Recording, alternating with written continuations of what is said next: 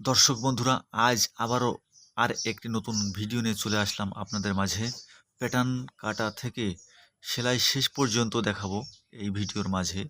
তার আগে যদি আমার চ্যানেলে আপনারা নতুন হয়ে থাকেন তাহলে লাইক কমেন্ট শেয়ার করবেন, আর একটি সাবস্ক্রাইব করে রাখবেন। আর যদি ফেসবুকে হন তাহলে ফলো দিয়ে রাখবেন নতুন নতুন ভিডিও পেতে। ভিডিওটি না টেনে পুরো ভিডিও দেখবেন, তাহলে বুঝতে পারবেন। বিভিন্ন ধরনের ভিডিও পেতে আমাদের ইউটিউব চ্যানেল ব্লগ আঁখিমণি এই চ্যানেলে দেখবেন, তাহলে পুরো ভিডিও দেখতে পারবেন। বেশি কথা না বাড়িয়ে চলে আসলাম সরাসরি প্যাটার্নের দিকে। ওয়েস্টের মেজারমেন্ট ওয়েস্ট করেছি, ওয়েস্ট থাই থাই জায়গায় রেখেছি আর বটমের জায়গায়, আর লেন্থের মেজারমেন্ট যা আছে তাই। এটা প্যাটার্ন করার পরে আমরা এখন চলে আসলাম কাটিংয়ে।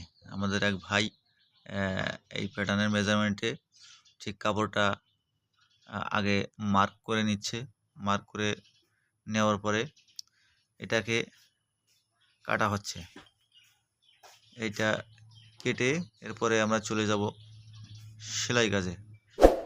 কাটা হবে ঠিক দাগের উপর দিয়ে, যদি বাইরে চলে যায় তাহলে প্লাস হয়ে যাবে, আর যদি দাগের ভিতরে চলে যায় তাহলে মাইনাস হয়ে যাবে। যার কারণে আমাদের কাটা ঠিক দাগের উপর দিয়েই কাটা হবে, যাতে বাইরে না যায় অথবা ভিতরে না আসে, তাহলে প্লাস মাইনাস না হয়, সেদিকে খেয়াল রাখতে হবে।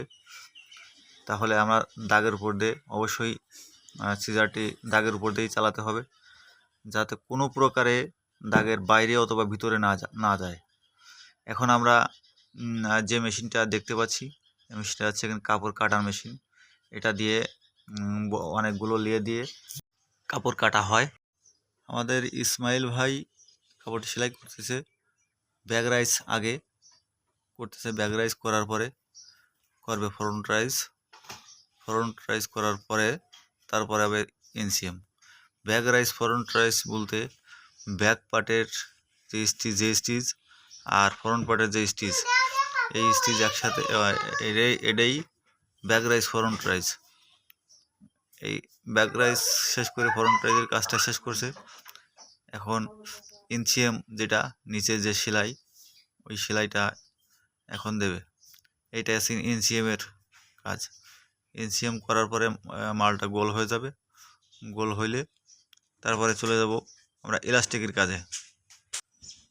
এনসিএমের স্টিচ প্রায় শেষ, আমরা চলে আসলাম ইলাস্টিকের কাজে। ইলাস্টিক ওয়েস্টে যে ইলাস্টিক লাগানো হচ্ছে, কোমরে যে ইলাস্টিক, সেই ইলাস্টিকটা লাগানো হচ্ছে।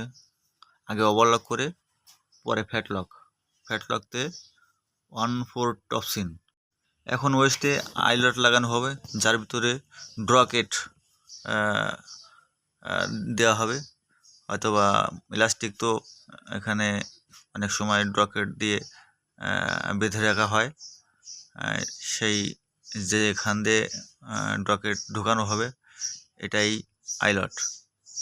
আইলট বলতে স্টিলের, এই যে স্টিলের একটা ছিদ্র করা, যার ভিতর দিয়ে ড্রকেট আপ ডাউন করবে। এখন এই যে চলে আসলাম ওয়েস্টে আমরা ওয়েস্টের 1/16 এখানে টপসিন দিয়ে আটকিয়ে দেব, যাতে চারিপাশে না সরে যায়, কোথাও মানে ইলাস্টিকটা দৌড়ে না বেরোয়। যার কারণে আমাদের 1/16 দিয়ে এটা আটকিয়ে দেব। আর দর্শক বন্ধুরা, ভিডিওটি না টেনে পুরো ভিডিওটি দেখবেন, তাহলে আপনারা বুঝতে পারবেন। আর আমাদের এই ভিডিওটি যদি আপনাদের ভালো লেগে থাকে তাহলে অবশ্যই লাইক কমেন্ট শেয়ার করে দেবেন, আর একটি ফেসবুকে হলে একটু ফলো দিয়ে রাখবেন, আর যদি ইউটিউবে দেখেন তাহলে একটি সাবস্ক্রাইব করে রাখবেন নতুন নতুন ভিডিও পেতে। এখন আমাদের এই ওয়েস্টের 1/16 দিয়ে যে আটকে দিয়েছি এখানে ফ্যাটলক মেশিন দিয়ে, এটা ফ্যাটলক মেশিন। এটা ফ্যাটলক মেশিন, এটা হ্যাম করে নিচের যে হ্যামটাও আমরা করে নেব একবারে। এখানে 3/4 যেটা 2 সিএম অর্থাৎ ইঞ্চিতে 3/4 অ্যালাউন্স করে আমরা সেলাইটা দেব। নিচে যে প্যান্টের নিচে যে ওটা হ্যামটা আমরা 3/4 করব। 3/4 করার পর আমরা যেরকম এই সাইড করছি ওই সাইডও এরকমই করব। আমরা দেখাচ্ছি না, ভিডিওটি বড় হয়ে যায়। এটা বয়লার আয়রন, এই বয়লার আয়রন অন করলাম। অন করে এই যে সুইচটা এখানে সুইচ দিলে হাওয়া বেরোয়। ওই হাওয়া বলতে এখানে যে বাষ্পটা, গরম বাষ্পটা এই টেবিলের নিচ দিয়ে বাষ্পটা টেনে নিয়ে যায়, হাওয়া দেওয়া হয়। এখানে চাপ দিয়ে আয়রন করা যাবে না, এটা আয়রনটা উপরে রাখতে হবে, কাপড়ের সাথে লাগানো যাবে না, লাগালে একদম বসে যাবে। আর এটা একদম বসানো যাবে না, হালকা ফাঁকা রেখে আয়রনটি করা লাগবে, না হলে বসে গেলে কাপড়টা ভালো দেখা যায় না, যার কারণে হালকা ফাঁকা রাখা হয়। চেলিটা একদিকে দিতে হবে, সুন্দর করে ধরে ধরে চেলিটা একদিকে দেওয়ার পরে আয়রনটি ওর উপরে দিতে হবে। না হলে চেলিটা যদি এই দিক ওদিক থাকে তাহলে দেখতে ভালো দেখা যাবে না, যার কারণে চেলিটা সুন্দর করে একদিকে দিয়ে আয়রনটা করতে হবে।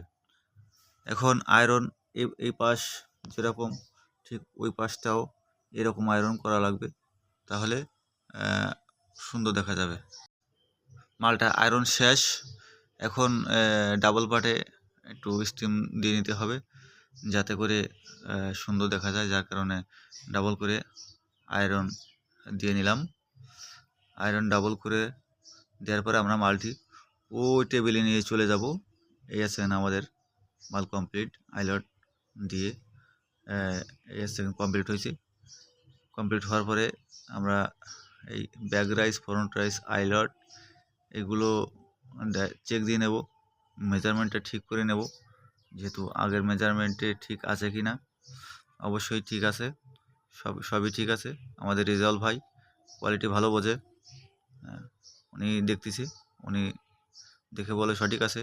আমাদের ভিডিওটি এই পর্যন্তই, ধন্যবাদ, ভালো থাকবেন।